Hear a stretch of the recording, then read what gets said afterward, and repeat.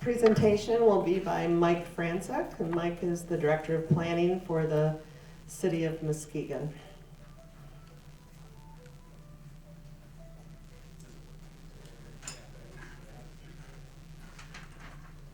Does anybody else want note cards for questions?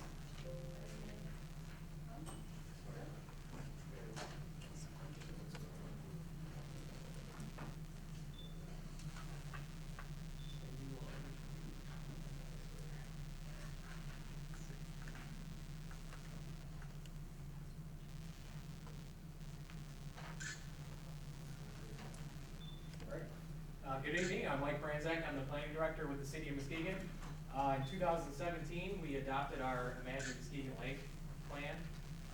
It took about 18 months to complete. We had some public meetings. I remember seeing many of you there.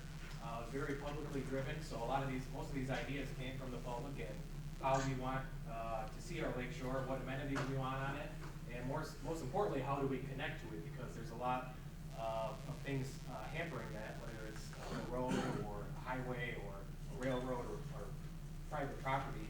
So how can we work with these different people to try to get better access to our lake? So it was adopted as part of our master plan. That doesn't mean that it's the law, but it is used as justification to create our laws through our zoning ordinance. So it's a very important document. So throughout all these different ideas, they're kind of lumped into 4 different categories. Sustain, advance, connect, and convene. So sustain is to improve water quality, preserve and enhance natural features, and build a connected network of green infrastructure. Advance is to grow residential and port-related industry while also enhancing tourism and recreational opportunities. So we have a lot of land on Muskegon Lake, and a lot of it's privately held, and there are new opportunities for residential and port-related development, but that doesn't mean that we have to limit public access. These are actually great opportunities for us to actually gain some. Also, to connect is to link all modes of transportation together and access our community's assets and opportunities. And to convene is to recreate and to be active along the lakeshore. So the plan is broken down into 6 different districts. They all have different names. They don't really mean much when we kind of release them. Some people were offended by the names of the districts. They don't mean anything. The city's not trying to push them, but could have named them 1 through 6. But they came up with names. So at the end of every district section, it comes up with different recommendations and guidelines for staff on how we get to the final point and what we have to do to see these through. So these are examples out of the Channel District. So for sustain, we have to adopt the critical dune overlay district.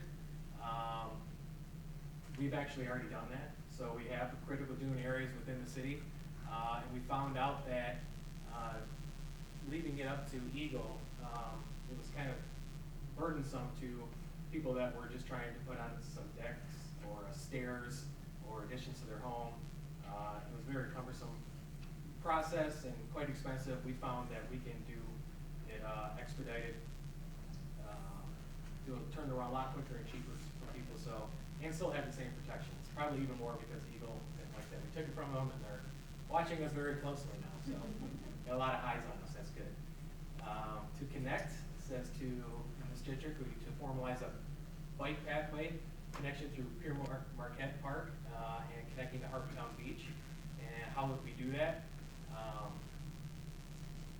Install pavement markings and wayfinding signs to demarcate the beginning and ending of the multi-use paths. And how do we measure that success? Well, once we brought the maps and they're updated, wayfinding signs are placed, and the bike path repair stations are installed is when we would see that project complete. And to advance in this district, we want to utilize unique topographic conditions to enable context-sensitive development.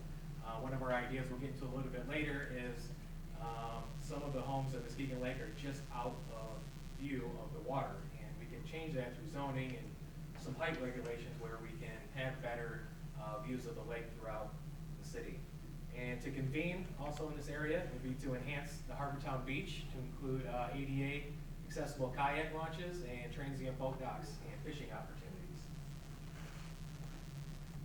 Now, these are all of the ideas within those 4 different categories that are in the plan. So we have a lot of great information here. Obviously, don't have time to talk about it all tonight, but if you go on our website, you can find the plan. You can just Google Imagine Muskegon Lake and it will come right up. This section talks about the metrics and measurables, and it's basically just an inventory of what we have and where we want to be in the future. So there's different categories in this section. So the first 2 I think are very important. Public accessible land along the waterfront. 140 acres is what we have now, and we're stating we don't want to have any less than that. We have a lot of opportunities to have more, but at a bare minimum, we want to keep it at that. Now I know I've heard some people questioning the measurements on this. I don't know if there's actually 140 acres or 4.6 miles, but you don't need to measure it. We're not calculating them. We're just using it as a benchmark, so we make sure when we have a project, we're not reducing it any. Multi-use paths and trails. This is the linear distance of miles in off-street multi-use pathway facilities. We have 8.4 miles of that along the lakeshore. We'd like to get it up to at least 10, and there's recommendations on how to do that in the plan. And we have almost 12 in the city, and we'd like to get that up to 16, and that's calculated through different plans that we have for our downtown and our city that would add that much paths and trails. We have bike lanes and paved shoulders, 2.4 miles, but we want to get that way up, especially with the protected bike lanes. Talk about the Hartshorn boat slips. I'm not sure how they got to 225. We can't really fit that all there at Hartshorn, but we do have some opportunities throughout the lake and publicly owned land where we could possibly squeeze some more transient boat slips in. And shopper docks downtown is something that we're really trying to accomplish. That goes into the transient docks, so we have 160 feet of that. We'd like to get that up to 480 at least. Watercraft launches, we have four boat launches. This says a new one at Richards Park. I don't know, we have a lot of boat launches. And they're expensive to maintain, so. I don't necessarily agree with this one. This got in here probably from the public's domain, so it's in here. I don't know if we'll be billing any soon, but it's a possibility. So we have to look at that during different developments where we can put it on. Fishing piers are good. We see a lot of people coming from our downtown neighborhoods to go fish on the Harbor 31 site. Sometimes you see them on the 3rd Street dock site. They're not really supposed to be there, but there's not great notifications on can you be here, can you not. It's kind of up in the air in some places, so we have like a lot of rogue fishermen going down there.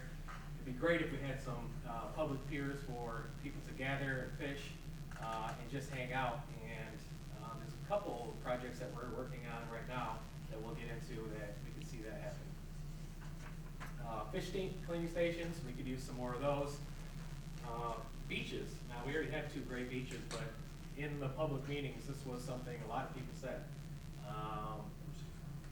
And we don't really have any on the east end of the lake, so that's something that we're looking at as well, another beach. A big part of the plan is intersections, especially near our downtown.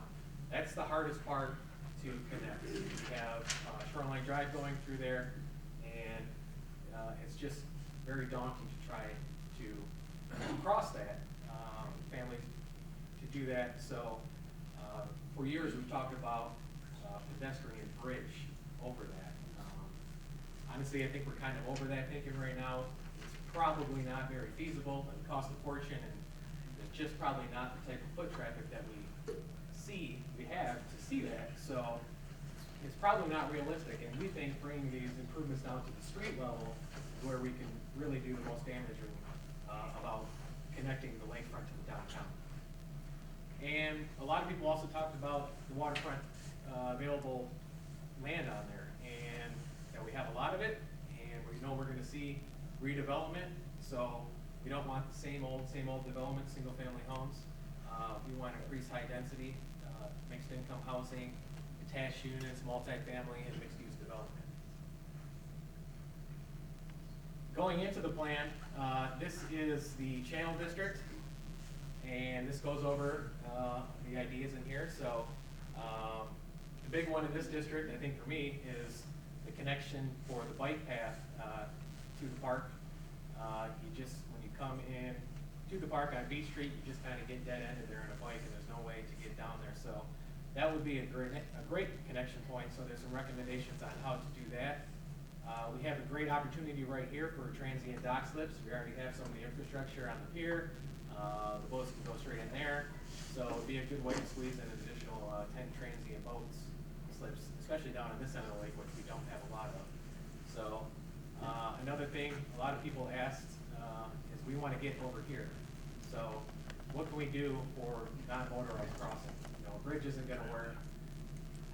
We're not going to fund a tunnel or anything like that. So what can we do to get over there? And it could be as simple as a personal ferry or someone with a pontoon boat. I believe we discovered that you have to have captain's license or some certification to do that. So it's not as easy as just having somebody out there with a boat, but we really need to figure a way to be able to access this park and have people going back and forth. This is the height overlay district I talked about a little bit. This is one of the areas. So most areas in the city are limited to 2 stories if it's residential development.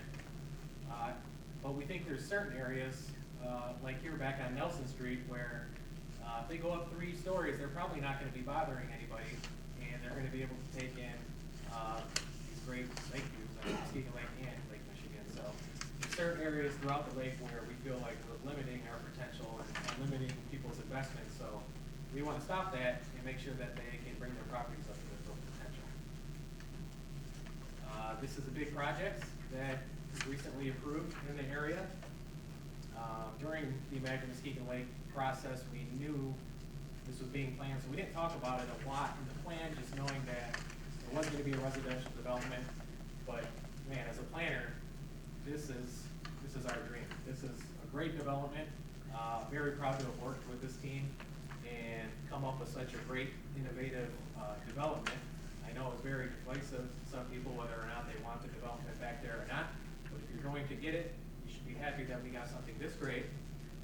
It adds the 12-acre boat basin and a whole new mile of waterfront, and half of that is going to be publicly accessible.